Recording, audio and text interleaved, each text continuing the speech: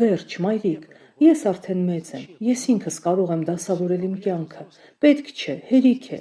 դու տարել ես մեզ հավաքույտների, հերիք է, ես գնում եմ ինքս իմ կյանքը դասավորելու։ Եվ մի անգամ մայրն այսպիսի քայլ է անում, ռիսկային քայլ,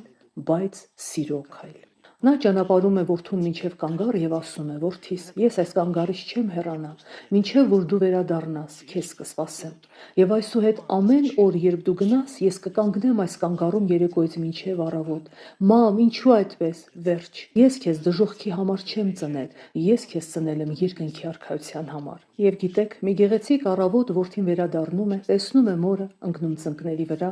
«Մայրիկ, ներիր, ես այլևս չեմ գնա»։ Նա հիմա եկեղեցու անդամ է, ամուսնացել է, շատ երեխաներ ունի, Քրիստոսը մեռել է մեզ համար։ Եվ նա այսօր հիմա նույն կերպ սպասում է որդուն, դստերը, Տերն ասում է. «Ձերը չեմ փնտրում, այլ ձեզ»։